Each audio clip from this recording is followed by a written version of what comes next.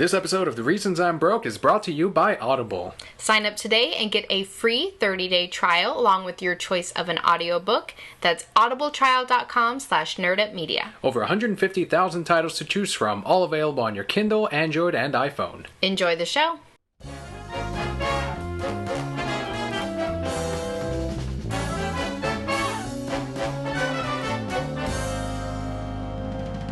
Hello and welcome to the Reasons I'm Broke podcast, bringing you the reasons we're broke, ranging from comics, movies, TV, video games, and more. I'm Kelly. And I'm Daniel. And for those of you joining us for the first time, welcome. The way we format our show is first we start out with some news, again, comics, movies, TV, video games, and more, and we follow up with our comic book poll list of the week. Huge week for news, ranging from all of those subjects. We're actually going to cover a healthy amount of topics this week. And we do have a lot of comics as well.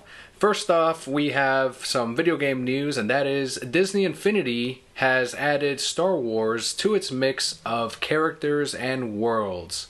The update will come as a new title known as Disney Infinity 3.0.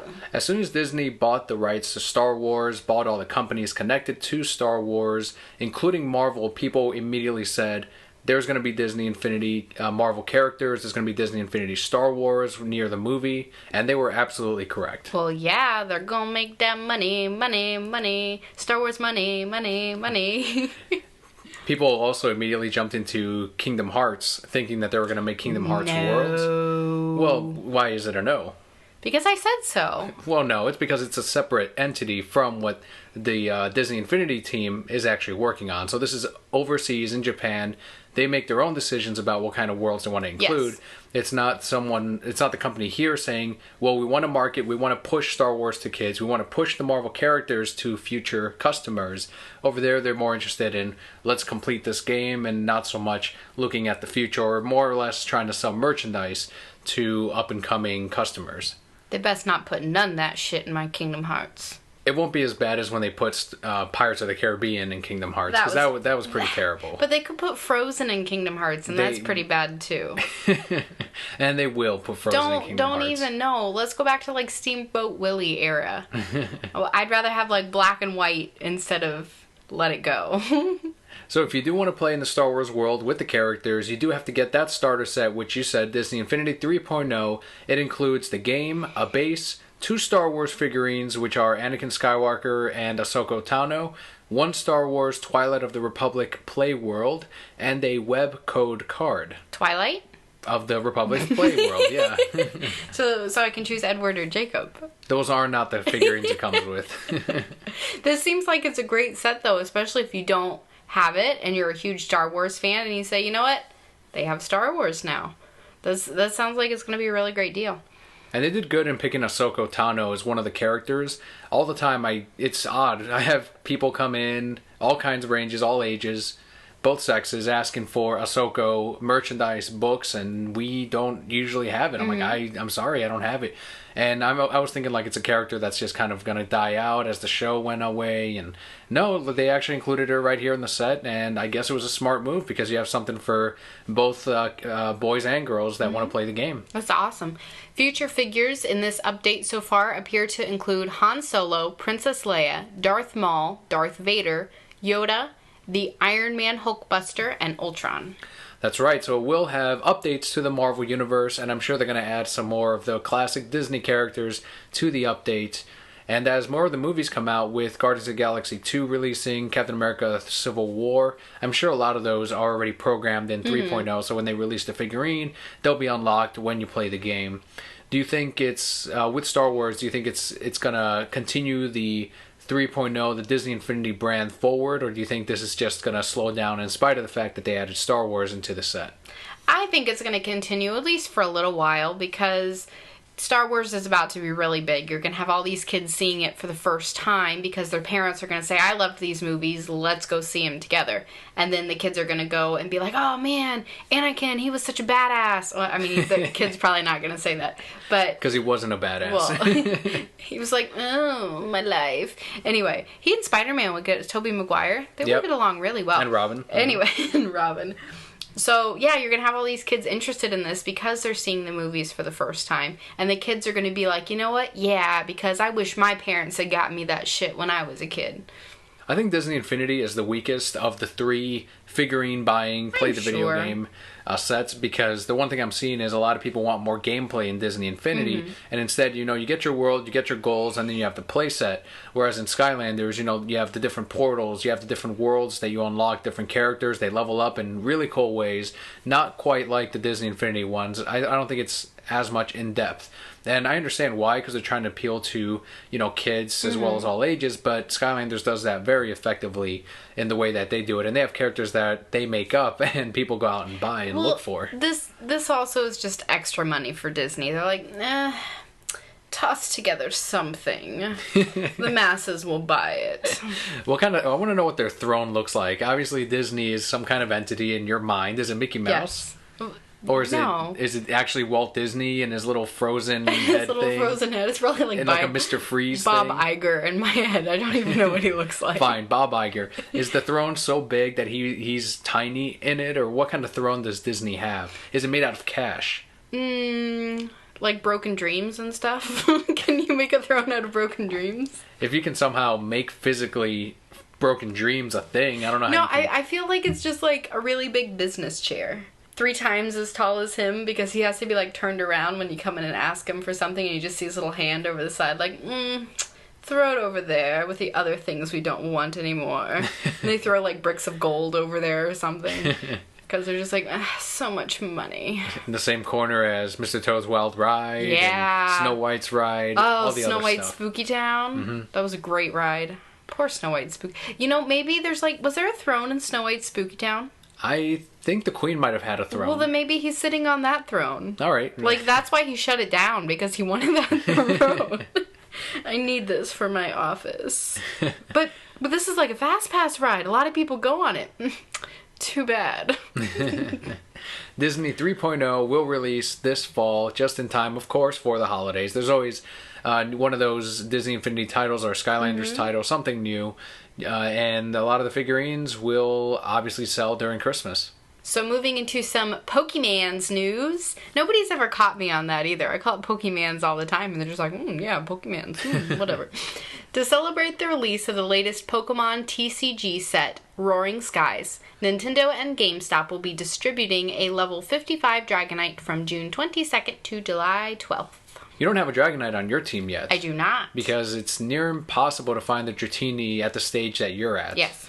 I haven't actually looked up, but I'm sure it has to do with the game corner, just like in the original games. Probably. That shady Something place. weird, yeah. I just bought coins till I had enough. I wasted so much money in that place. The Dragonite that GameStop is distributing will know 4 moves, obviously. Dragon Dance, Outrage, Extreme Speed, and Hurricane. It has its hidden ability of Multiscale, which lowers damage taken from damage-dealing moves by half when at maximum HP. So that very first move that the opponent attacks with, it will be weakened pretty significantly. By half. It also comes with a Loam Berry, which recovers any status condition during battle. So even if they're like, you know what, I'm going to go ahead and poison you. If that Dragonite is facing me, I'm going to use Toxic immediately, and it's going to heal itself from the berry and then hit me in the face with its Dragonite Punch. Not even like Electro Punch or none of that shit. Nope. Just Dragonite Punch. Which is not one of the attacks on there. So is this Dragonite like, why did they load me with any of these attacks? Yeah, all these attacks are pointless. I'm just going to punch you. And like glare a little bit and be like, and you're going to be like, whoa, hey.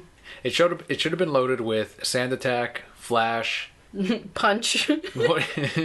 Just punch. I was trying to think of 4, Tail Whip, just attacks that do nothing, and Splash. Splash should have been the 4th one. But like, why does it know all this? And that's when you have to hit that button, kind of like when you do the Mega Evolution in the games. Instead of Mega Evolution, it'll just say punch on it. That'd be amazing. So GameStop also now has an exclusive Dragonite blister pack. It comes with a Dragonite pin, 2 Roaring Skies packs, and a Primal Clash pack. You've seen the pin. You're the huge Dragonite fan. How's it look? It looks pretty cool. Like, if I had any use for any of the rest of the stuff in there, I would buy it. Yeah, I think the pack is $12.99. Normal packs are $4. So you get 3 booster packs, 4, 8, 12. An extra $1, you get the Dragonite pin. Okay. Definitely worth it if you play the TCG and then you get the Dragonite. Cool. But yeah, like you said, in your case, like you're not playing competitively, and for those two sets, I don't even play like non-competitively. That's true. I just collect the cards and I'm like, these look cool. And sometimes you'll sucker me into a game and I'll just get angry, and then I have to give up. I have to retire. That's right, every time. Every time. And I'm personally not using any of the cards from Primal Clash or Roaring Skies. They don't really work with the deck that I'm playing with. Any Brokettes out there that are following us on YouTube, subscribe down there. You've seen the TCG Online games that I've been recording and putting up. None of those cards would work in this deck. They don't do Gengar any good. They don't do Chandelier any good. And the supporters I have now are pretty much built around those two Pokemon. So, but still, if you want a Dragonite pin and you want some cards as well, that is a great value. Mm-hmm. But that is not the biggest piece of Nintendo news. No. This might be the biggest one of our entire news segment. Of our entire lives. This is the biggest news of our entire lives. Nintendo has partnered up with Universal Parks and Resorts for the first ever theme park attractions based on Nintendo's games and characters. Yes! Nerds out there just died happy. They heard this and they're like, I don't have to live anymore. Well, we knew that the Marvel rides could not last forever. Of course. I actually heard somewhere they had to be out by 2017. I heard that too, So yes. they only had 2 more years. They got to get something in there because they can't just have empty space. Right, so they're either going to redo the rides completely, bulldoze them, and replace them with brand new original rides, or they're going to reskin some of them. We were talking about it earlier in the week. Like we were saying, like the Incredible Hulk ride could be an R-Wing Star Fox attraction, or it can be like a Ridley's Flight or something Metroid related. But as far as the Spider-Man ride, like that's the one that I want to see them keep because it is a cool ride and there's some good technology in there. But for that, they would have to do a lot of on-site work and put some working, like, what do they call them? Not animatronics. Are they still? Animatronics? Animatronics. Yeah. They can do like an animatronic Ridley and do a Metroid Dark ride That'd with be that awesome. one. So there's a number of things that I'm really excited for and all kinds of replacements that we're thinking of. Obviously, they need to make like a little Zelda village, and they'll have to have like live chickens on site. Man, that would be awesome. I would they're not going to have live chickens there. Because people be trying to kill them and get some rupees or hearts or some nonsense. Yeah, and then all the chickens will immediately attack that one person. Because that would really happen. Well, that happens in Ocarina of Time. Have you played it? No. In Ocarina of Time, when you attack a chicken over and over again, eventually all the chickens on screen will attack you nonstop. There's nothing you can do. You can hide inside a house, and that's about it. Like otherwise, they just keep attacking you until you're dead, and that's the end of the game. But that's not going to happen in real life. Like, real chickens would just run. Well, real Zelda chickens would attack people. Okay, so. but we're talking about real life. Well, if Universal's going to do this, they better get Zelda chickens. They better find some deadly chickens. Otherwise, don't even do this. I am really, really hoping for a Pokemon Center. Like a shop or like a fast food place? Man, or... I don't even care. Just give me a Pokemon something. Like I would Center. quit my job. I probably wouldn't quit my job, but I would pick up another job just to work in Pokemon's land, and just be like, yeah, Pokemons. Would you be Nurse Joy? I guess. I don't know. I don't even know what costume they'd give us, but they'd dress you up as a Chansey. Yeah, I'd be like, brum, brum, brum, Chansey. So I'd talk to everybody. They could even be super lame. Like they could make this the lamest Pokemon thing ever, and just have like a little zoo of animals that Pokemon were based off of. Mm-hmm. So it'd just be a bunch of cages with bugs, and I'd be like, yeah, Pokemon.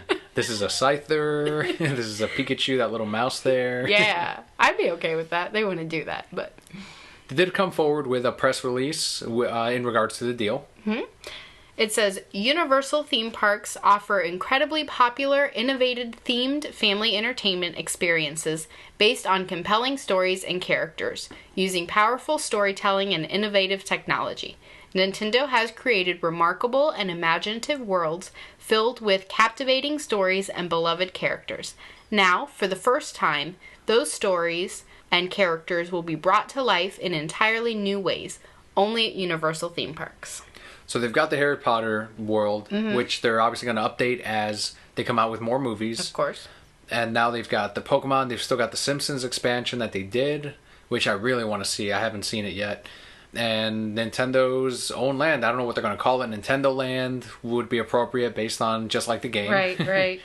Do we know how long? I mean, they're going to start production in 2017 once the Marvel stuff is over, we're assuming. I actually would not assume that. I would assume now that the deal is signed, they're going to sit down and bang out some ideas real fast and possibly even see construction by next year.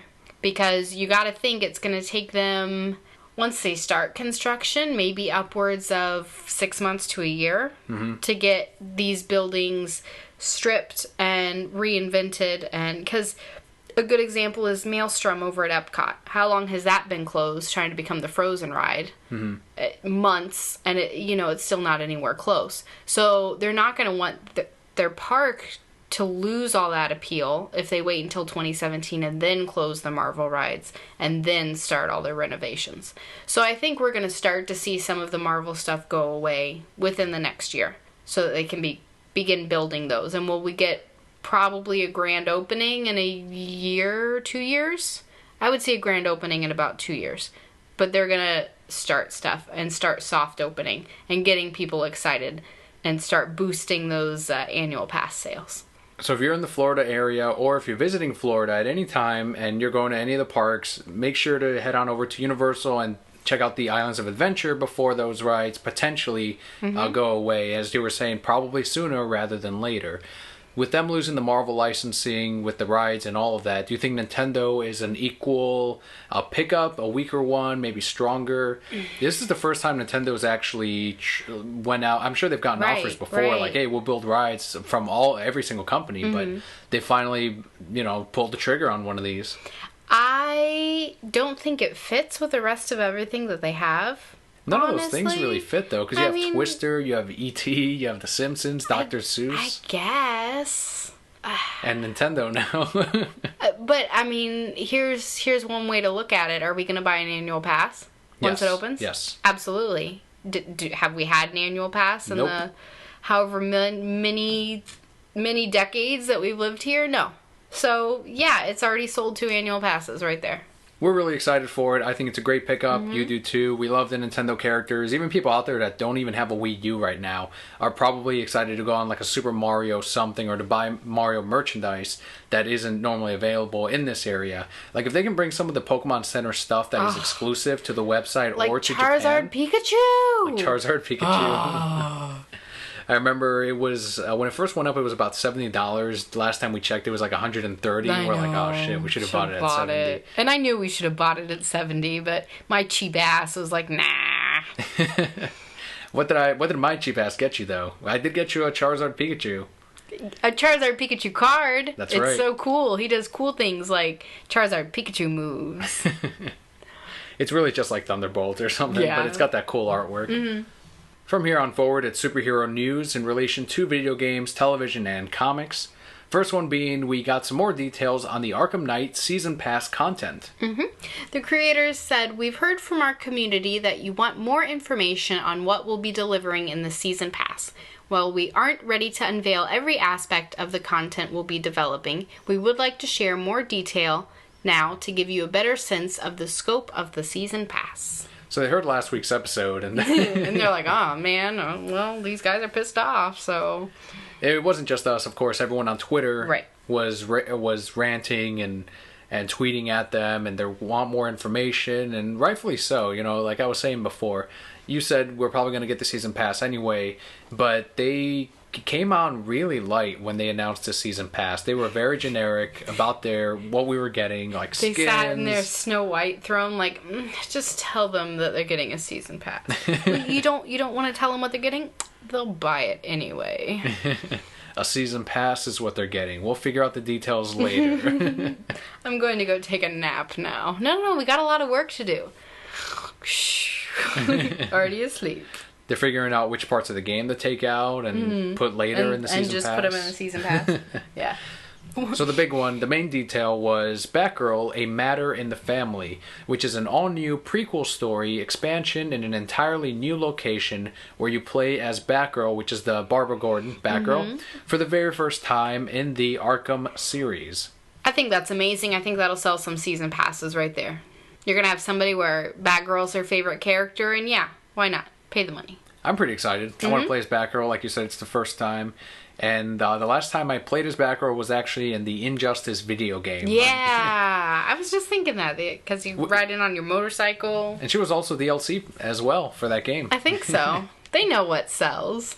Next up, they have the Season of Infamy, where you play as Batman in an all-new story mission featuring legendary supervillains invading Gotham City, with new story arcs, mission, and gameplay features. Some more generic stuff. They gave it a title, is what they did for this. So they pulled it out of the game to sell in the Season Pass. Another feature in the Season Pass is going to be Gotham City Stories. You play as Batman's key allies in narrative missions extending their storylines from both before and after the events in Batman Arkham Knight. So I'm assuming Nightwing and, as I said last week, Chris O'Donnell are going to be cleaning up the aftermath of Gotham City. Scrub graffiti off of walls and pick up some trash. Defeat the weaker villains, the ones that didn't really give you trouble in the game. No, I want them to be like helping out in soup kitchens. What is this, like 9/11 for Gotham? Yeah, repairing some windows. So it's a hurricane in Gotham as well. Yes. Helping, like, I don't know, pick up debris off the streets. They need, like, those little pickers. Like those little stabby things. But they have to be themed to the characters. Yeah, so one has, like nipples in its costume, like Chris O'Donnell. On the picker itself? On the picker. Well, maybe the nipple could be the picker part. That's perfect. Problem solved. You think of everything. They've also announced legendary Batmobiles with themed tracks. Drive the most iconic Batmobiles in Batman's 75-year history on custom-built racetracks, each themed to that Batmobile's specific era. Every Batmobile will be drivable across every racetrack. So it is possible that they come out with an animated series track. They're totally coming out with an animated series track. So, and even if that's all that was in the Season Pass, you would pay the $40 for it. So even if at least one small part of the game is in theme with the cartoon, the Season Pass would have been worth it for me. Yes. And hopefully that Season 1 through 3 Batmobile from the animated series is one of those skins for the Batmobile. We also have Crime Fighter Challenge maps, where you engage in a series of new challenge maps utilizing the unique playstyles of Batman and his allies. That comes in every single game. I don't know why this is I guess it's just extra whatever in the Season Pass. It's always included. And finally, we have character skins, a variety of skins from across the eras of Batman, Robin, Nightwing, and Catwoman. That could have been an opportunity to been like, okay, here it is, Batgirl, the rest of the stuff that is still very generic, and then here's a skin for Batman and Robin and Nightwing and Catwoman. Like, show one skin from each one. Right. That would have been, I think, the smarter thing. People are still happy about Batgirl, and this is a good step because they did reveal something, but the game comes out next month. Like, the Season Pass is obviously going to launch that same month as well, so show more when they were this close to launch. Well, I'm sure we'll hear something new in the next week. Oh, I hope so. We'll find out next week. Either way, are we all buying it? Yes. Stop pretending we're not all buying it. Well, they're not aiming at us. They're like, yeah, I want to see more content. But they're trying to sell the Season Pass to people that are waiting and normally don't buy a Season Pass. Like, you have to put that value forward to those consumers. They'll sell it. I'm not worried. It's Batman. The name Batman's... Oh, speaking of Batman, I have a funny story. So I was at work today, and I walked in, and I wanted some food from some place at work. And I'm like, hey, I'm taking this food. And the guy there knows that I like Batman. And he goes, would Batman come in here and steal food? I said, no, Batman walk in and go, you're giving me this food. And he'd be like, okay, Batman. And they agreed. It's the truth. That's true. He wouldn't be stealing it. He'd just be receiving food as a gift. Yes. He'd walk in and, like, glance at the food, and you just, like, here, Batman, it's all yours. You obviously need this more than I do. Yes. Like, I'm not fighting crime. So I educated someone today on who Batman really is. Well done, Kelly. Thank you. You did your good deed for the week. Yep, that was it. I'm done. Checked out. Tons of television news, good and bad. Yes. So first up, some good news. ABC has picked up Agent Carter for a second season. Yes. And then some news. A third season of Agents of S.H.I.E.L.D. Well, it's not like I'm watching it anyway, so it doesn't affect me at all. And I know a lot of people love that show. It's not something I ever got into. I gave it a shot at the beginning. I watched it when everyone said I was supposed to, during the Winter Soldier, Hell Hydra stuff, and I was still like, I can't do this. It's just... Well, at least the name's better than Agents of Smash. That's very true. But I am very excited for Agent Carter Season 2. Really, really enjoyed the first one. They left it in a place where a lot could still happen. Yeah, they can. I mean, they have years upon years that they could fill throughout the season. We know that Agent Carter makes it because we saw her in Winter Soldier. So whatever danger you're in, she's in. They cut the commercial. It's like, I saw fucking Winter Soldier. You're fine. Although you don't see her feet. Maybe, I mean, she could have been physically mangled at some point. I don't know. You really only see the top half of Agent Carter and Winter Soldier, and which they did an awesome job aging her. It actually looked like real makeup for most of the scene. There were some parts where I'm like, that's kind of shifting around too much. That's not how skin moves, but just nitpicking. Here's the worst news out of all the television stuff. The worst news ever in my entire life. That's a little dramatic. NBC has officially declined to pick up a second season of Constantine.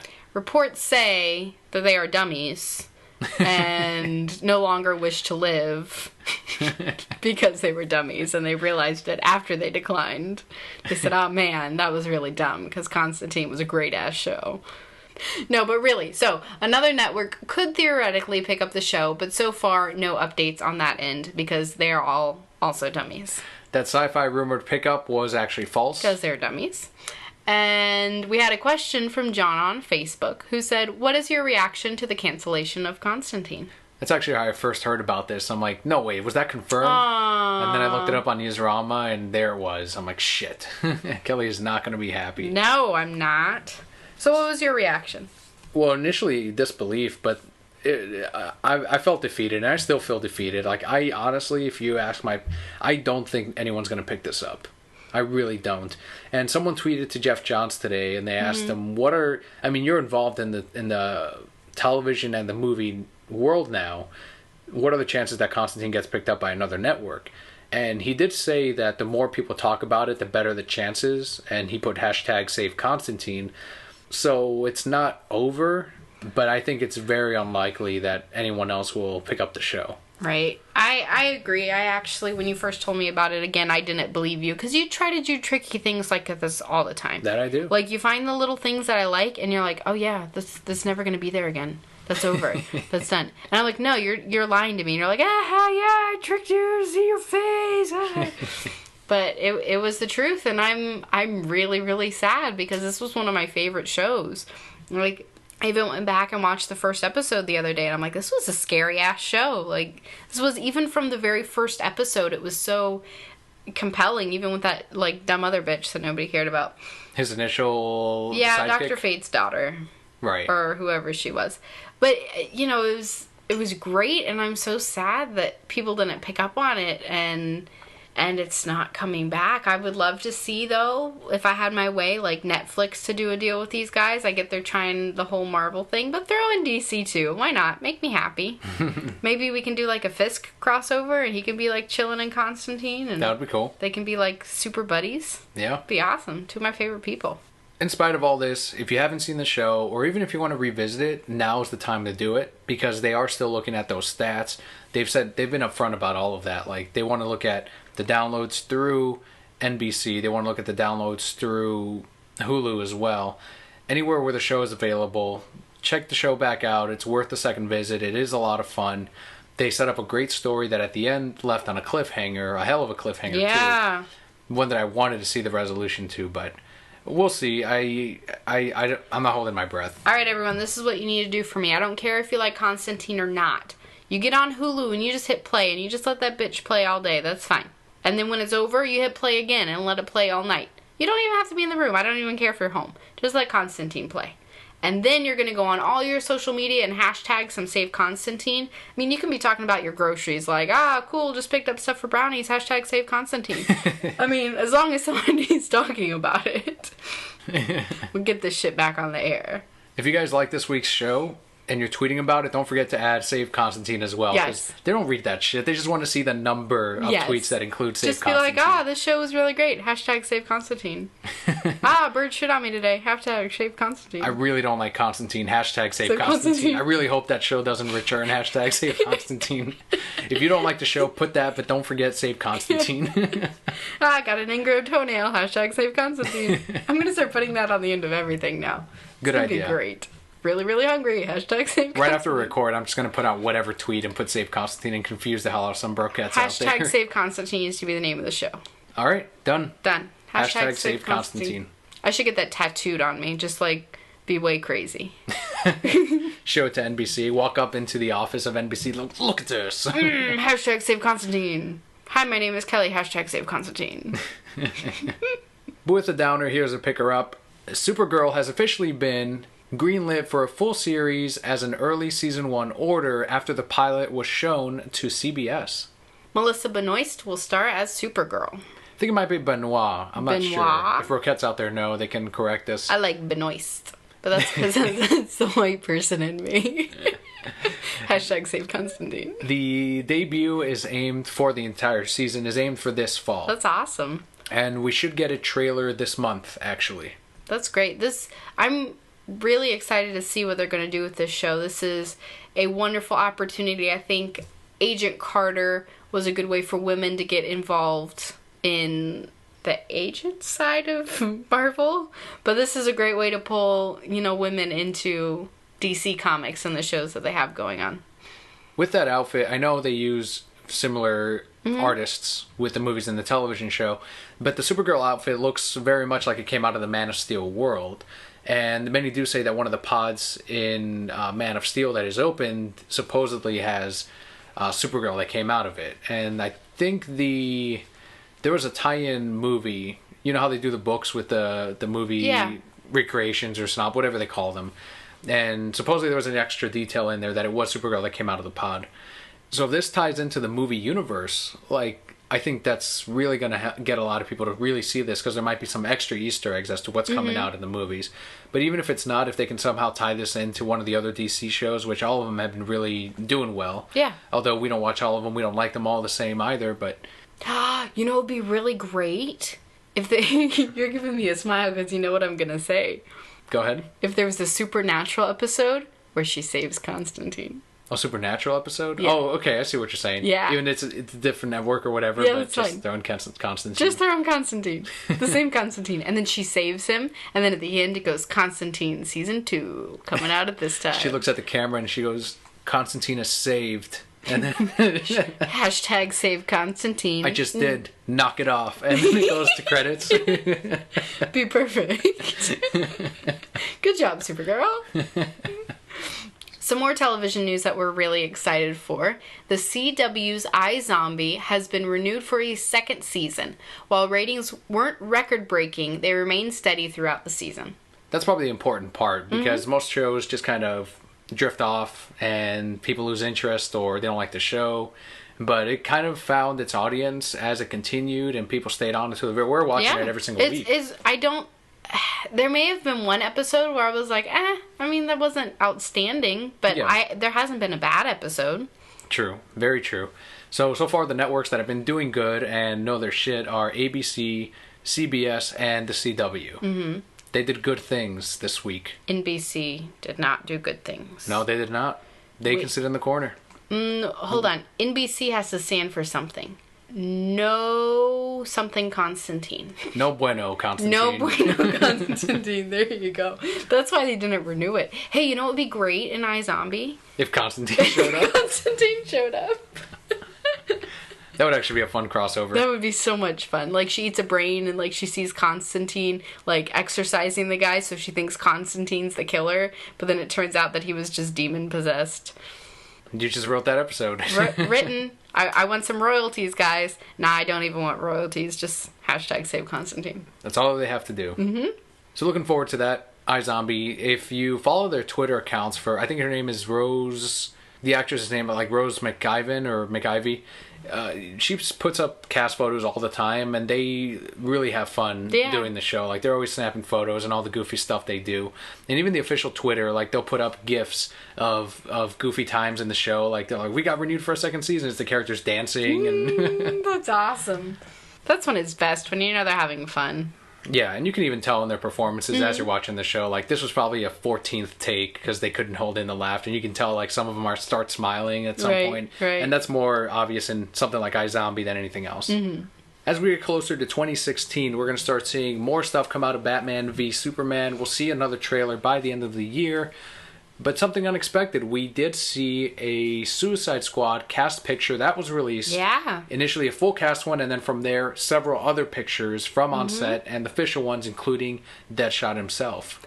So the characters pictured included Deadshot, Harley Quinn, Captain Boomerang, Enchantress, Rick Flag, Slipknot, Katana, Killer Croc, and El Diablo. So out of this cast picture, there were some characters that they hadn't announced yet as part of the team. And I think the biggest surprise, in my opinion, was Katana. Yep, I agree. I had no idea that she was going to be there. A lot of these people I don't even know.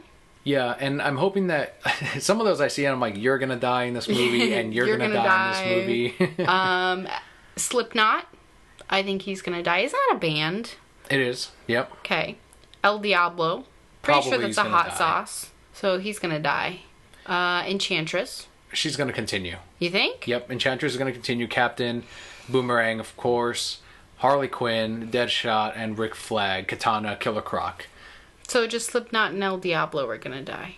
Along with all the other Gotham police and Arkham inmates and all this other stuff. Arkham police, Arkham, therapists, Security doctors. members there, yep. They're all going to die. So when I first saw the picture, one of the Brokettes at the Irish on Fire tweeted it over, and he sent the picture that was like a parody. It had the Spirit Halloween coupon attached to the bottom. And I really thought that this was an ad for Spirit Halloween where they were unveiling like their Suicide Squad outfits that they were making. And I replied, and it showed the Harley Quinn and everyone else, and I replied with, anything will pass for Harley Quinn these days. And from that cast photo, it does look like an ad. Like no one has any color, and they're just kind of lined up. And when that one picture came up, I'm like, I don't know about these costumes. They don't look that good. Like, and then more of the cast photos came up and regular lighting, and you're like, okay, these look fine. The one with Deadshot came up with his mask on and the full armor. I'm like, okay, so it looks red. He's got that cool mask straight out of the comics. Harley Quinn actually has color on her, where in that cast picture you hardly see anything. Like just her smiling, which is awesome.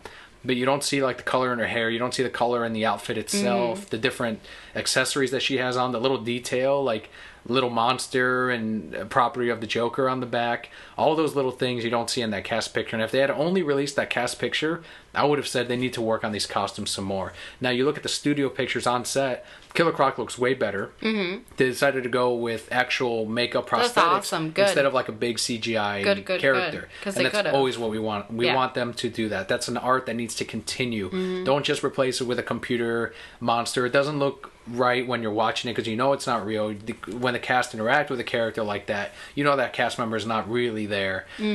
So I think going with that route with Killer Croc is definitely the smart way. Even if it looked as bad as I thought he did in the cast photo, I'd much 100 times prefer that over a computer character. No, I agree 100%. I do like actually what we've seen of Harley too. Like, I've given up the fact that I will ever see her on screen in her original costume. The black and red Jester outfit. Right. I get that. That's fine. What they have her in, I think, is a lot better than some of the other things that we've seen. So it's kind of the lesser of two evils. It's better than that New 52 outfit. Yes, Not agreed. the current one, but that one that launched with Suicide Squad. With like the weird like corset thingy and the... Yes. So it is better than that.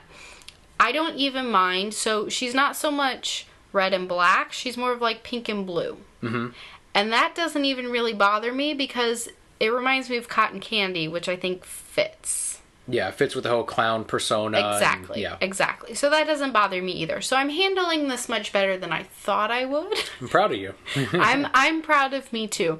And we saw her in Wolf on Wall Street, and I think she can pull off Harley. I'm not as concerned as I should be. That's on Netflix right now, Brokettes. If you want to watch it, it's there for streaming. And you can see Margot Robbie in right next to Leo DiCaprio, and she does a good job. She does a fantastic job. I think the Harley outfit looks great. If I had to nitpick some things, change some things, and right now it looks fine. But I probably would have put more of that blue and pink in her hair instead of like just the tips. Like maybe full on highlights going throughout into the center. But I mean, that's just a tiny thing. The makeup looks fine. She's got the white skin from the New 52 instead of like the white clown makeup, which I would have preferred, of course, Right. that she actually applies her own makeup like she does in the animated series, but not a big deal. And at the very end, and people saying that they don't like the outfit, it's very much like Amanda Connor's Harley Quinn from the current Harley Quinn book. There are some things in there, like the shorts, like that's very much like the Amanda Connor design, and it's awesome. I don't think this is the only outfit we're going to see her in. No. I mean, she's going to be in the Arkham outfit at some point, and I think later on as the movie continues, or maybe early on, she will have something new that she puts on as she goes, as well as the rest of the cast members in Suicide Squad. And if anything, this is an excuse for them to come out with the Arkham Harley Quinn pop figurine. Of course. The main Harley Quinn all her Suicide different Squad. costumes. Every single I one. would not even be surprised if we saw her original outfit somewhere. Like hanging up in the Just, background. it might be hanging in a background. It might be... I don't know. I think we're going to see it somewhere. And Latino Review, which we very rarely ever talk about because we don't really trust their sources or anything. It looks like they did get that correct, in which two of the things that they said early on months ago was that we were going to see Harley in different outfits and that the hyenas were going to make a cameo in the movie. Which, as a Harley fan, I have to be like, really? That they said that? Like, I have to, even though I know it's a Latino Review, but Right. I still have to be like, I really hope those hyenas are in there somewhere. That would be awesome. Real quick, too, with Katana, someone pointed out that she's not really a villain, so she doesn't really belong in the Suicide Squad. But I think she's close enough to that border between the two that she could be seen in the... I don't think she's going to get along with the crowd or with the group exactly, but she will be like that silent killer or the stealth character when needed. Do we even know what their motivation is for putting together Suicide Squad? Well, we know Amanda Waller's there, so Right. she's going to forcibly put all these characters together, and she's going to get them out of Arkham, and whatever their mission is, they're going to be forced to do this. Some of the characters will want to get out of it. They're probably going to want to double-cross Amanda. Well, then Very standard. It's possible that Katana's there to watch over them. That's possible, too. Keep them all in line. Or maybe Amanda has something on Katana. The other big one, Deadshot. What'd you think of his outfit and how he looked? Will Smith as Deadshot. He looked badass. I was like, yeah, he's going to kill some people. Before they showed this picture, they said that Deadshot was going to be something unexpected to the fans, something that they would not imagine. So I thought they were going to take liberties with the outfit, and I'm like, oh, that's the fucking comic book Yeah, Deadshot. that's exactly. I mean, he's got a beard. Not a big deal. Does he have a beard in the comic book? Who cares is the answer. I mean, does it matter? Is his beard a good sniper too? Is that, It has a little gun. Yeah. Is that the secret there? Yeah, his beard shoots bullets too. Oh, okay. We did get 2 reactions though from some people that we were really excited to hear from. Specifically to Harley Quinn's design. Specifically to yes. Harley Quinn's design. So first up we have Bruce Timm, who, as many of you know... Some guy. Just Timothy, I don't know. Like a very indie artist. Yeah. That did a very small DC project. He actually worked a lot on Batman the Animated Series and helped with the original design of Harley Quinn. So his reaction was, it was interesting. I was frankly a little nervous about what Harley would look like, but I thought she looked really cool, so I'm optimistic. Very rare for someone like Bruce Timm, because he is not impressed by anything. And he never says more than 2 words. Very true. Anytime you see him hear him on a podcast, he's very soft-spoken, doesn't say much, is not impressed by anything. Even when they mention his own work, like they were talking about on Fat Man on Batman, Mask of the Phantasm, and he's like, it could have been better. I was a little disappointed by how it turned out. I would have changed some things. It's like, God damn it, Bruce, shut up. Like, I know you're an artist, but this movie happened so long ago. At this point, you should be like, you know what? Yeah, it was a good movie. I'm proud of that work because people obviously like it. They enjoy that fucking movie, and it is the best Batman movie. Best Batman movie and the best Batman movie that ever came out to theaters. Yes, it came to theaters. Mask of the Phantasm. Other reaction by Paul Dini, the heart of the Harley Quinn creation. So Bruce and Paul co-created her. Bruce did the design, improved on Paul's drawing. Paul had one tweet. It said, very sweet. And that's it. So they wrote him a paycheck and said, this is how much you're going to make off of this movie because we're using Harley Quinn. And he went, very sweet. After looking at his paycheck? Yes, after looking at his paycheck. I don't know how their contract works. Paul Dini is a very smart guy. So I'm curious, if anyone's going to get a paycheck out of any of this, I think it's Paul Dini.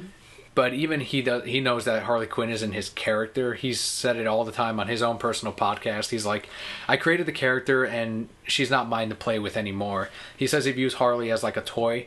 You leave her in the sandbox after, you played with her for 30 minutes, leave her in the sandbox, and then it's someone else's turn to play with the character. And that's kind of how he's accepted the character now. I understand that, but I still think it would be difficult. It would be so difficult to watch your character that you see this way and they're ruining it. Like, okay, not really the same thing, but a good example is I read the Twilight books before it was cool. Mm-hmm. and I had Edward in my mind. And then they put him on film, and then I was like, oh, you're not Edward. And I get that he's not my character. I don't have any rights to him, but that wasn't what I had envisioned, so it kind of killed it all for me. I see what you're saying. So it's like, imagine something that you personally made is probably 100 times stronger. 100 times worse, exactly. But, if he's making a paycheck off it, good for him. At the end of the day, it's great to see your character loved by so many people. On the big screen, too. The last time that was going to happen was during the sequel for Batman and Robin. If that movie had done as expected, then they would have done another movie where Scarecrow, Harley Quinn, and Man-Bat. Mm-hmm. If you look it up, Roquettes, it was already in the works to start making it. And they're like, oh shit, that did not do well. People didn't like Batman and Robin. Oh, done. Hide it, bury it. But in that rendition, Harley Quinn was actually going to be the Joker's daughter. Weird. Yeah, well, the Joker's dead in that universe. Remember that? It was Jack Nicholson. Yeah. And this would have been a younger Harley Quinn, so it couldn't really be the Joker's girlfriend or whatever. Mm-hmm. And Jack Nicholson was set to come back in like a flashback scene when the Scarecrow gets Batman with his fear toxin. He would have seen Jack Nicholson in his visions. And that immediately went away. So that was the last time Harley Quinn could have possibly been on the big screen. And now we see her on the Suicide Squad, and she's already locked down for a multi-picture deal, That's Margot awesome. Robbie. So this won't be the last time we see Harley Quinn, and I can't wait to see her on the big screen. I'm still a little wary on how they're gonna portray Harley, like how she's gonna actually act out the character. But even if it is different than what we're used to, it's gonna be like the movie Harley Quinn. Like, you're always gonna have that separation between the comic and the shows and the video games and the movies. Each one has to be a little bit different for it to stand on its own. So this past weekend, we had Free Comic Book Day 2015. Great day. I love Free Comic Book Day, more so because I actually get to work during Free Comic Book Day at the event. Not a cosplayer. Brokettes know I work at a comic book shop, and it's always a lot of fun. I always love that brand new customers, brand new people come into the shop and discover not only our location, but they find a new book or pick up something from the Free Comic Book Day table. I especially love it when it's kids, because kids don't have the largest selection out there. Like, you have your indie section, your DC, and your Marvel, and some comic shops, good ones, are going to have their kids sections, and they should. They should mix it up with the rest of the books. It should be its own dedicated thing. That way the kids have their area that they can go and shop in. Right. And we had a lot of kids' books, and parents brought them to that area, and it was great to be like, here's some Teen Titans Go, here's Avatar: The Last Airbender, check this out. And even better was when the parents would actually buy them like a full-on trade paperback to go with the book, or like a figurine to go with it. That's awesome.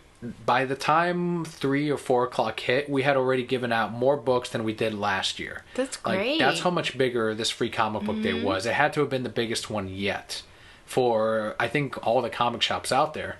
Age of Ultron helped a lot. Like, this is why the comic book movies are great. Even if I don't personally enjoy them or like them or have even seen them myself, they're always a good thing because they drive people to the other products and to the other characters and to comic book shops where they then discover other things. Some people are saying that the reboots and the movies are ruining the comic books because they're changing the comics so they match a little bit more like the movies. But after you see the movie and you go and you pick up a comic and you expect it to look like the movies and they don't, it's a little like you're going to be like confused, as a reader. And everyone has their starting point. I'm sure someone sees Nick Fury now and they're like, that's Nick Fury, of course. That's what he looks like. Not knowing that, it was a completely different character in the past. And to me, I think as long as the story is good and it's strong, I don't care if it's going to match up the movie a little bit more or not. At the end, is it a good book? Is it a good story? Are my creators there? Is the art good? All right, then. So what? What's your opinion on that? Like, it's not even a Free Comic Book Day thing, but it relates to the fact that people are going to come into the shop and look for an Ultron comic after they saw the movie. Well, I mean, whatever it takes to get them in there. Yeah, there are going to be people who are like, oh, that wasn't the Ultron that I saw in the movie. No thanks, I don't want it. But maybe for every one of those, you have 2 people who go, well, I mean, yeah, it's not that one, but let's read this story. Obviously, it had a good foundation. Let me just pick up this one. What's $3?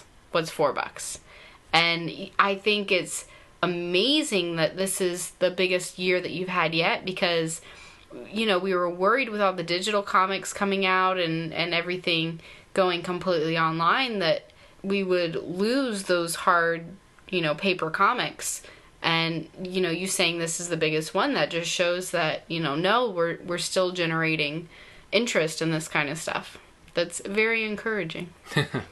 It is. If Brookheads out there got to go to Free Comic Book Day, let us know what you thought. We'll share some of the thoughts on next week's episode. Mm-hmm. And if there will be another Free Comic Book Day-ish event later on this year for Halloween.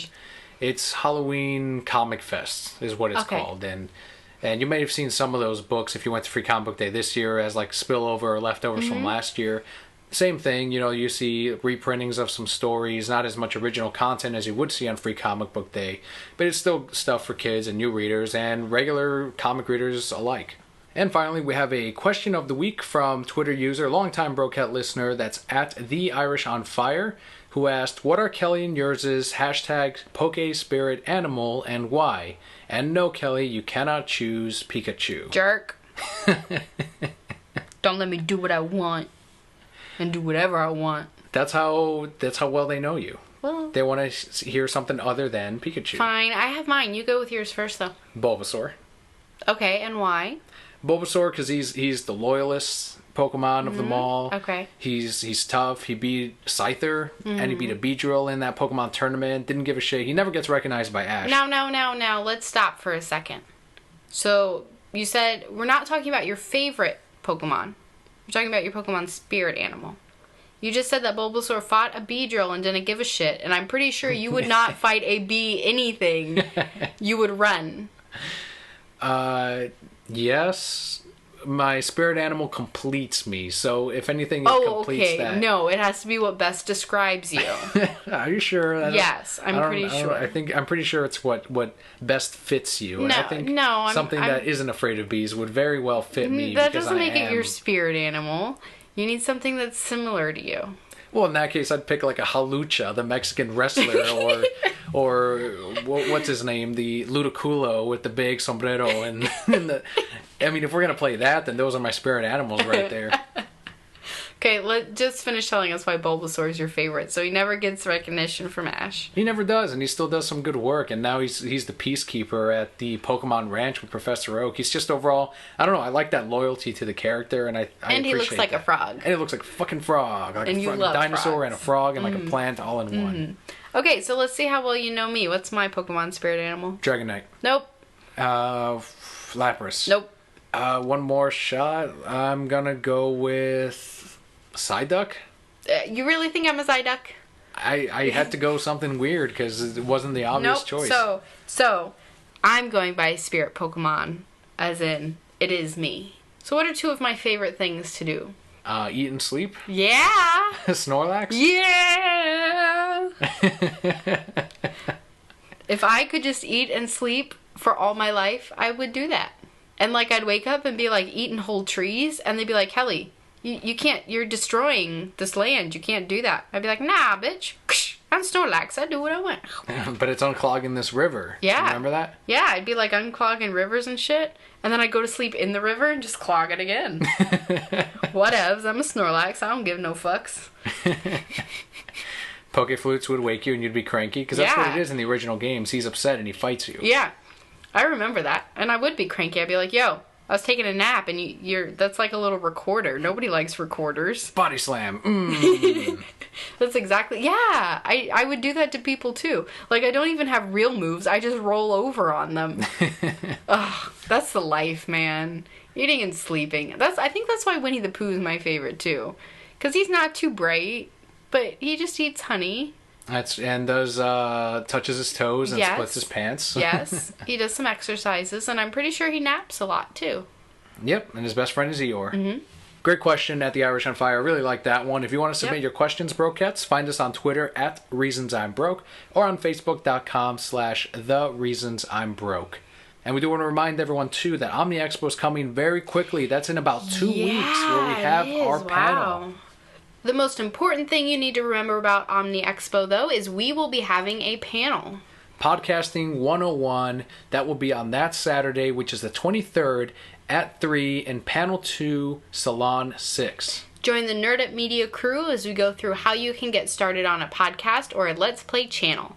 We'll share what has worked for us, our experiences, and how social media can help you grow your fan base. We will also have a Q&A to discuss general comic book and video game news. It'll basically be like a more interactive version of the podcast that we have here with prizes and also with the rest of the Nerd Up Media crew. So you'll have a perspective from the Lazy Gaming guys, which are much bigger on video games than we are. They're always up to date on like the production team and what Hideo Kojima's doing right now, which is the talk of video game news. Probably something new by the time this episode hits, but they'll know about it, and they'll be there to talk about it at the panel. Again, that's Saturday the 23rd at 3, Podcasting 101, Omni Expo at the Rosen Center Hotel in Orlando, Florida. For those of you who are going to show up, I will probably need a coffee. I like Starbucks. Venti, whatever. Don't even care. And while you're waiting for the panel to start, why don't you listen to a free audiobook from Audible, courtesy of all of us here at Nerd Up Media. Our Brokettes get a free audiobook of your choice with your trial when you sign up at audibletrial.com/nerdupmedia. And here we go. We've got comics. Good list. Well, we are running pretty long in this episode. Yeah. Here. So it's either going to be a little bit longer or we're going to do a little bit quicker touch up on some of these books, especially since there are some pretty weak ones this week, unfortunately. One of these I have like a one sentence thing and I'm done with that book. But the first one is actually a good one. Part 3 of 4, and that is The Big Con Job. This is written by Jimmy Palmiotti and Matt Brady with art by Dominique Domo Stanton, and the colorist is Paul Little. So we saw the setup in the last 2 issues. We saw why they need to steal all this money from San Diego Comic-Con. And now is when the characters start getting cold feet, or when they start saying their goodbyes to the characters that we just met 2 issues ago. And now we care about this relationship here. And the start of it all, and where the crossovers and the double crosses are going to happen. This is where we're leading up to the peak, and then finally the fall in issue 4. I'm rooting for every single one of these characters. I love them all. Me too. They're so much fun. We've introduced this new bitch. Kelly doesn't really like her, but I'm sure she plays a role in there somewhere. But this is a very good series. If you guys haven't been following, definitely suggest it. I'm sure you can still find issue 1. If you're enjoying the current Harley Quinn, very similar humor, similar dialogue, you'd like The Big Con Job. Our next book is Descender number 3. This is written by Jeff Lemire with art by Dustin Nguyen. The Big Driller Robot, it kind of continues. We saw him in the last issue. He's so cool. And we get more action in this issue than we did in any of the other ones. So we saw the character development, which is great. And now here we're seeing that the main character, has a power that most robots do not have. We already knew he was a special guy, because everything revolves around... Because he survived and all the other robots didn't. Well, and he's also the key to the existence of several races throughout the universe. Like, they have to unlock certain things from the enemy out of this robot. And I feel like that's going to be the first arc to it. And even then, they're still building the different planets and the different universes. At the end of every issue, there's a guide, and they're telling you this race of aliens, they're aquatic, and they live in this planet. And I can't wait to see when we actually meet some of these aliens, because I'm like, that sounds really interesting. And on top of that, with Dustin Nguyen's artwork, they're going to look gorgeous. Of course. This is actually my pick of the week. Nice. Yep, I think it continued the story very well. I am totally in love with Driller Bot, because you have little Doggy Bot barking at him, and he's like, I'm trying, Doggy Bot. I don't know how to do shit. I'm a Driller Bot. But we get to see, like you said, it opened a very interesting direction that this could take, because I don't want to give it away. But like you said, he has a power that other robots don't have. And I think it raises a lot of questions for him that he's going to pursue. And he's just so likable. I just want to hug him. I'm like, I'm sorry, little Timbot. I love you. Great book. Yes. Awesome book. It is wonderful. Next, we have a not-so-wonderful book, and that is Samurai Jack number 19, written by Jim Zub, art by Christine Larson. This is my pass. My pass of the week as well. It is a nothing story. Okay, so the next issue is the last issue. Yeah, and it's time. Yes, it's definitely time. They had a lot they could have done with this series, and they chose not to. And it is what it is. I really hope that they conclude his whole mission in this last issue. I don't think they will. But I just want to see Samurai Jack, like, defeat Aku and save the world. And the early issues were awesome. Like, we kept raving about how they captured the atmosphere perfectly. The look of the cartoon was living in this comic. Right. But the story simply wasn't there. The problem with this issue especially, and I've nailed exactly why it's been suffering for the last half a year, and that's because they're aiming the comic at younger readers. Mm-hmm. And they're not the ones who remember Samurai Jack. I don't sell Samurai Jack to kids. I sell it to people my age and maybe a little bit younger. Right. Because we're the ones that grew up with the cartoon. Kids don't know who Samurai Jack is. Mm-mm. And that's where they were trying to make the story kind of go towards, and that's why it's a little bit sillier. And the cartoon was silly at times, but it was a little ridiculous. Honestly, it was almost like an insult to the fans. And like you said, the people who are picking up this book are like mid to late 20s. So they had the opportunity to make this a very serious, much darker book, which is really what the story is. It's a very dark story. But what they tried to do in this issue, and I think it's because the last one's in the next, they brought it back to the first episode of Samurai Jack, or one of the first, mm-hmm. when he meets doggy archaeologists in the future. Right. And, I can see what they were doing. They were trying to bring it back, make it feel full circle, but they just gave them a pointless, nothing antagonist, and it was retarded. That's the best word I can use. And it just, I don't even think kids would have enjoyed it. Easily pass. We're with one issue left. We got to finish the rest of it. One issue left. We'll knock it out, and maybe they can close out the story. We'll find out. I want this next issue to be like our picks of the year. Like, that was fucking amazing. Samurai. I guess we'll know soon enough. Mm-hmm. Another indie book coming your way after months of no issues. Yes. Rocket Girl number 6. This is written by Brandon Montclair with art by Amy Reeder. Well worth the break, and that's a trend we're seeing with a lot of the independent books. They'll mm-hmm. catch up, they'll feel fresh, and it shows with this one. This is actually my pick of the week. Really? The artwork improved dramatically. Mm-hmm. It wasn't bad in the previous issues, but you can see that she has really grown throughout this spring or winter, whenever she was not working on this book, because I'm sure these pages were probably drawn back in November or whatever. I don't know how far ahead they are now, but the shadowing, the coloring, the line work, all of it is improved. Even the layouts are very unique, and it's a gorgeous looking book. I think new readers can jump into this one. There are many references to the past issues, but there's a brand new arc that starts here. It's a great jumping on point, and it was my favorite book this week. That's awesome. I do agree. It's a great book. I was a little lost in some points. Like, I was like, I don't remember when this character showed up. The thing I'm enjoying most about this, though, is the character growth that we're seeing, because Rocket Girl is a teenager, 14, 15 years old, and she's the one teaching adults the lessons. Yes. And I think that's really, really interesting. Because in the future, they have full careers, and in her case, she's a police officer. I think that isn't done quite in this way often in movies or cartoons or comics. So I do enjoy that part of it, because everyone else is being a child around her, while she's the one that has to scold them, or sometimes she is the one who's hurt by more adult issues and problems. Right. So it all centers around Rocket Girl, and I think that's why this comic is so successful with someone like us. Mm-hmm. Our next book actually had some controversy around it. Sure did. It is called Swords of Sorrow, number 1 of 6. It's written by Gail Simone, art by Sergio Fernandez Davila, and colors by Jorge Sutil. So why don't you explain to our brokettes all the drama that happened? I'll tell them all the dramas. Tell them all the dramas. The main cover is by J. Scott Campbell. And anyone that knows that name knows the kind of artwork that he does. He has a certain style to his women, to his men.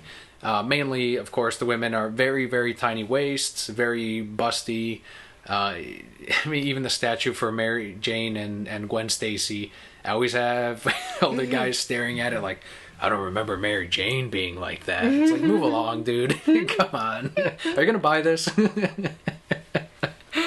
But yes, it's very... It could be viewed as like a sexualized version of whatever character he's drawing. And that was the main cover to this book, which involves Vampirella, Deja Torres, Red Sonja, who we love because of Gail Simone. She's made her into one of our favorite characters.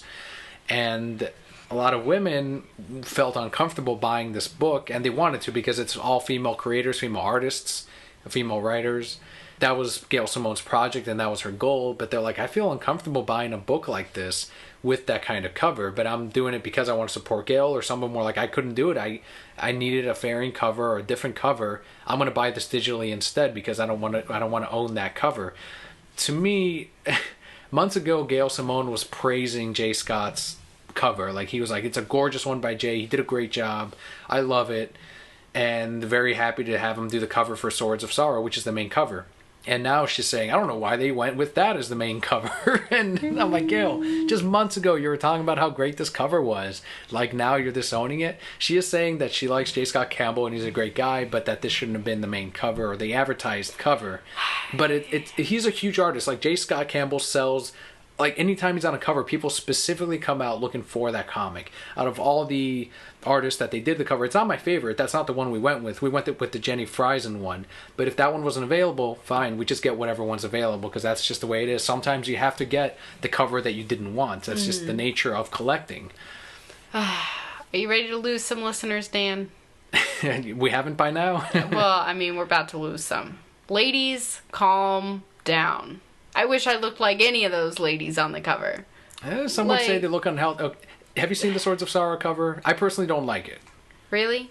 Let me see if they include it. Let me see if they include it in here. Let me see. The Jenny Friesen cover is great. I think it's awesome. Okay. But while I find this one, keep talking about the reaction to all of this. Yes, women are sexualized. Yes, we are. I'm sorry. We're sexy creatures. There it is. Cover A. Very first one. I'd still be okay looking like them. If I could look that good in those kind of clothes, yeah. Just saying. Well, I don't know if you're in the minority or not. I'm not sure. Maybe I'm just seeing all the tweets that are reacting against it. Maybe there's people out there that didn't give a shit and just bought it, or maybe even like that cover and aren't speaking up about it. Even like this one. They don't look that healthy, but I'd look like them. Yeah. Come on, ladies. What's the problem? I think it goes back to the argument like the Batgirl Joker variant cover, like where it's like, try to get the variant if you don't like the cover, or... Yeah, that's exactly what it goes back to, and I can see why they're having such a hard time with it. And Gail is great about writing strong characters, particularly female ones. But all throughout the book, like, they're in the same outfits. That's very true. Like, FYI, inherently, their outfits are very revealing. And sure, she doesn't write them as going around trying to seduce men or whatever, but they're still just as sexualized in the book as they are on the cover.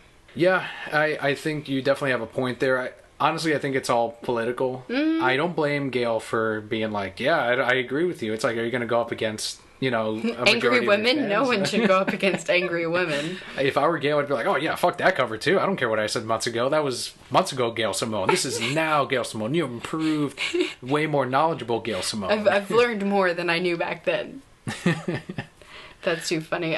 Let's talk about the actual book, though, and the story, because that's what we're supposed to be talking about. Which was good, and that's what matters. Yes, it was a good story. I will say we introduced a whole lot of characters here, and I didn't know any of them beyond Red Sonja. I believe their basis is good, but I did feel like we jumped around a lot. I think so too, and I think it's hard to tie a story like this together where you involve different franchises and different characters, but I think for everything that was involved, Gail nailed it. Like, it's like, I've never read a Jungle Girl book, but I'm like, okay, I get what she's about. Yeah. I understand. I know enough to feel the story out. Exactly. And I love the villain that they put in because I just imagine him, like, some of the lines, it just sounds like he was hurt by a woman, so he decided he was going to be interested in men and just, like, destroy all women. That's his whole motivation. I like that you and I imagine the character exactly the same, because he's like, women, Destroy all of the people. All the women and men, right? Yeah, whatever. So it was good. It's only going to be 6 issues long, yep. But there's going to be a shit ton of tie-ins with different team-ups, different characters, some of which I may pick up, mainly the Red Sonja one, I think. But if not, this is a very solid start, very solid book. And we like Gail Simone. If you're a fan of any of her past work, the current Red Sonja, this is Red Sonja again. Like, it's the exact same personality and attitude, which we adore. Which is so great. For Red Sonja alone, it's worth picking up. Now we can move into our Marvel books. We have 2 of these. First is Spider-Gwen number 4. This is written by Jason Latour with art by Robbie Rodriguez, and the colorist is Rico Renzi.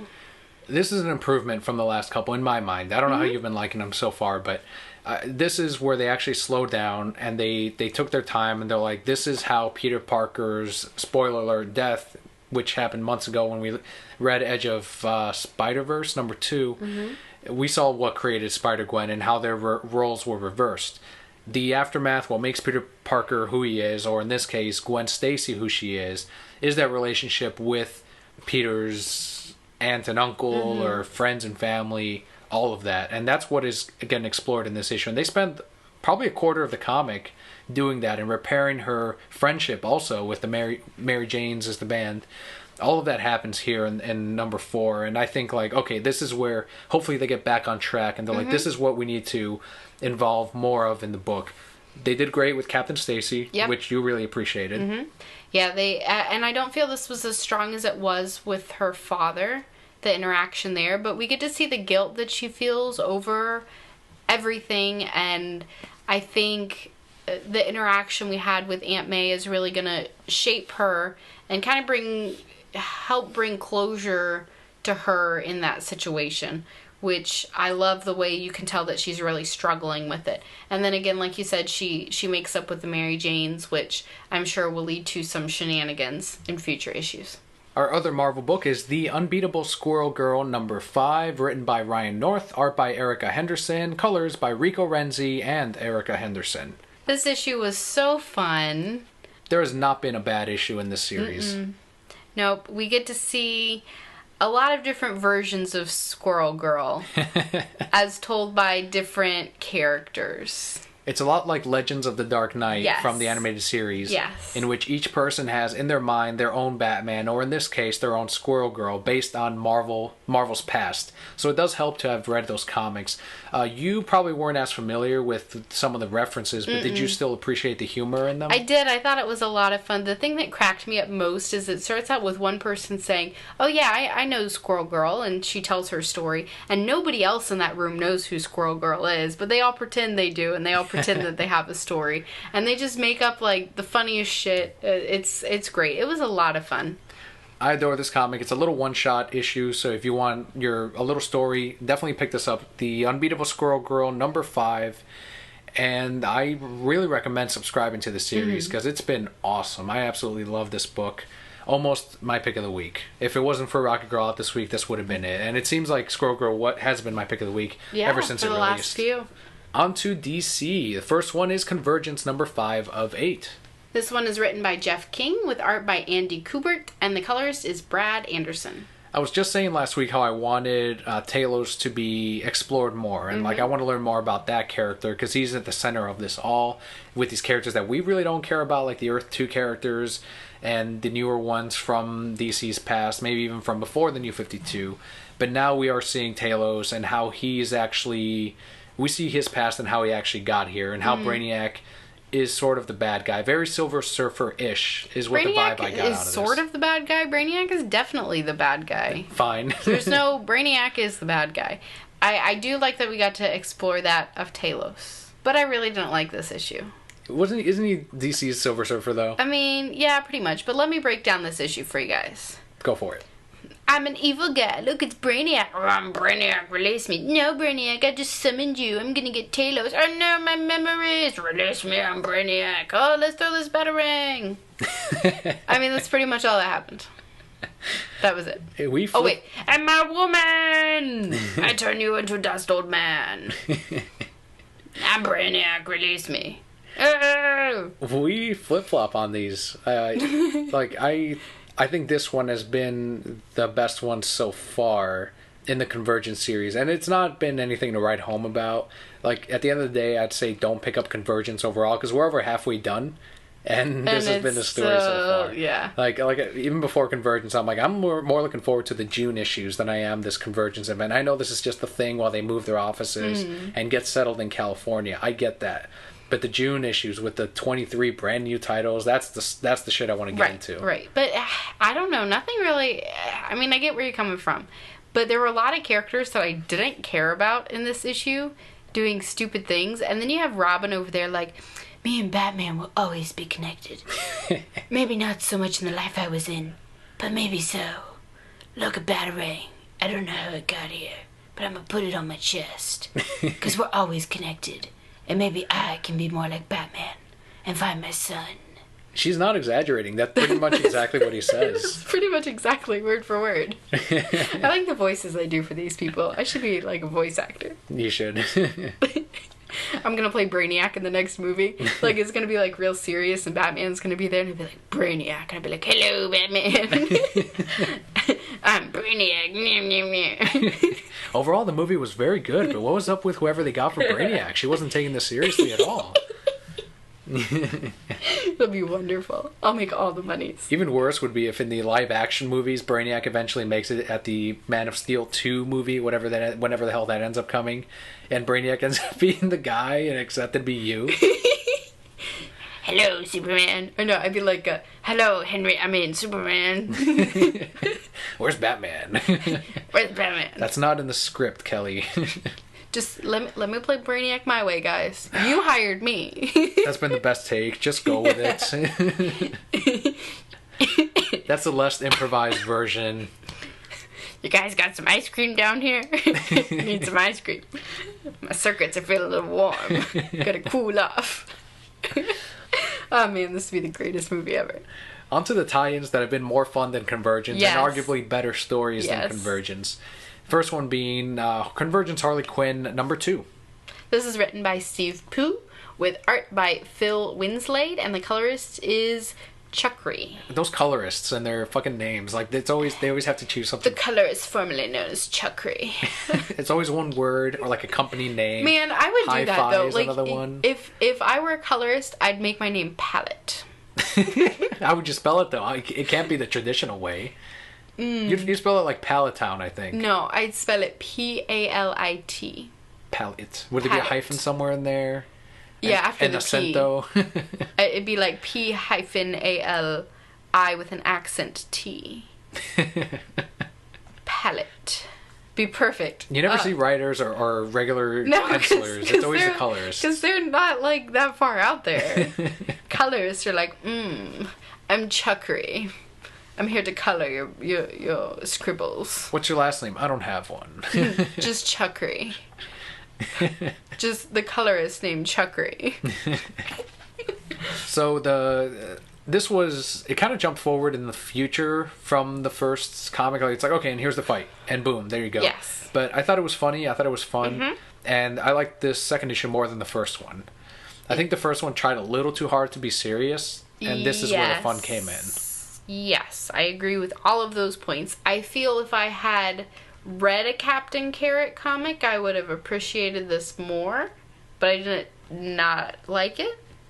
Harley Quinn was a lot of fun to see, especially in her original costume. Yes. Her boyfriend is a weirdo. Yeah, it's like, who cares about that? They need to cut off my hand, but I just can't let it go. It's an analogy for Harley and my love for her. What's up with these fucking characters we're running into this week? I don't know, but I do some like great impressions of them. I really think I do. And then he can be like, and then I found this batarang on the ground. Me and Batman will always be connected. The payoff to the book was hilarious. Like, it's dark, but it's so funny. I mean, it's Harley humor. Yeah, It's absolutely it definitely Harley Looney Tunes humor. Hilarious. I think they took care of that situation very, very well. And something to connect it to with the Jimmy Palmiotti Harley Quinn, which we've been reading from the very beginning.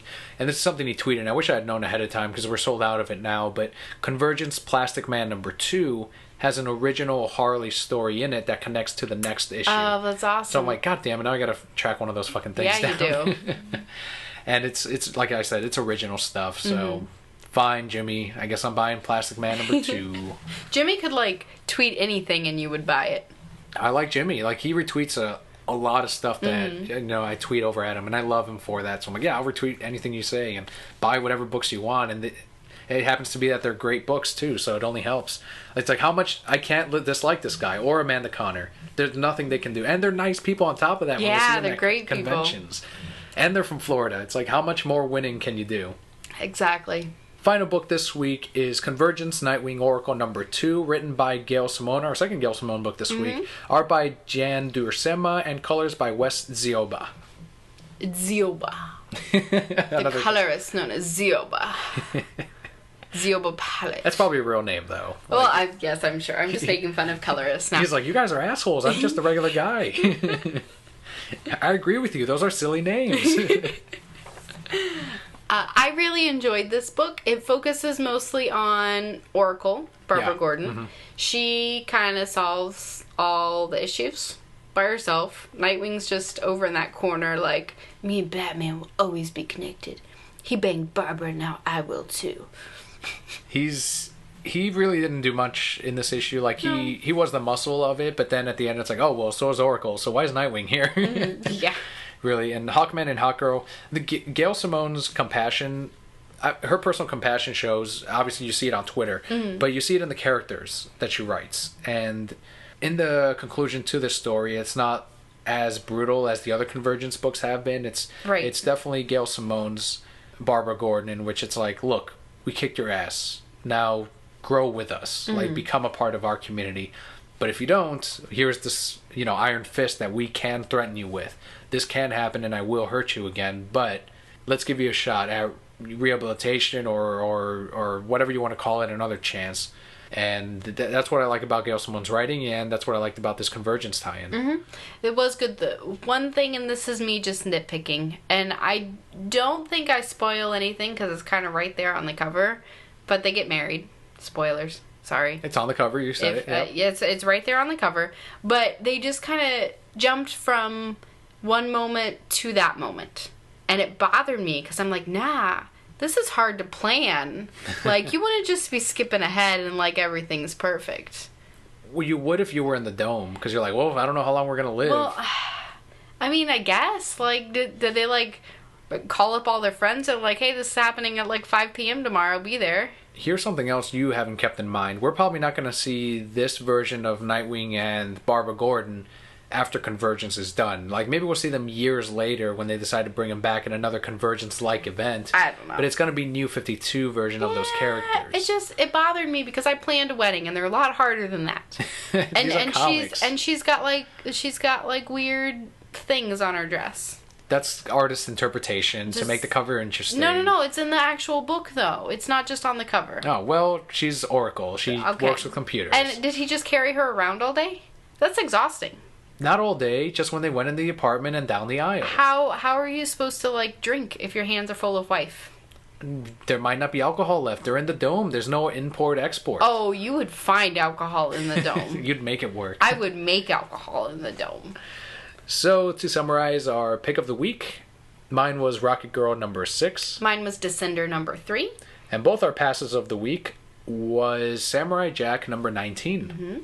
If you haven't yet, head on over to nerdupmedia.com. Check out the rest of our shows on there, like Those Two Jerks, Lazy Gaming Guys, The Read Pile, and Bacon in the Oven. While you're there, you will also find a link to the rest of our networking sites and links. So you can follow us on Twitter, you can like us on Facebook, you can listen to the show on Stitcher if you're listening to this on podcast, or on iTunes, I should say, or maybe you can find the new app that might work better with your phone. Who knows? Give it a shot. Just click on the Reasons I'm Broke link. And if you guys leave us a rating, a review, or a comment, first of all, we absolutely love to hear from you, but we will also read it on our podcast next week. Yeah, huge thanks to the Brokettes that participated this week on the episode, on the podcast.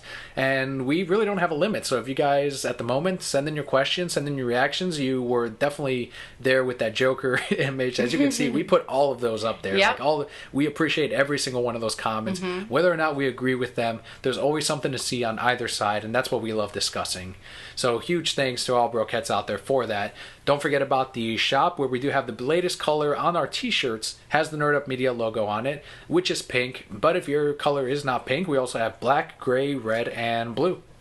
Each shirt has the Nerd Up Media logo on it with a color that matches, and it comes in a variety of men's and women's sizes. For a donation of $16.99, that includes shipping. You can get your shirt mailed directly to you, and it does help us out with our server costs, which it does cost to actually upload the podcast. And that will actually do it for our podcast this week. Thank you guys for sticking around for one that was a little bit longer. We had a whole lot of news, but all of it was very exciting. So thank you all once again. I'm Kelli. And I'm Daniel. We'll see you next week.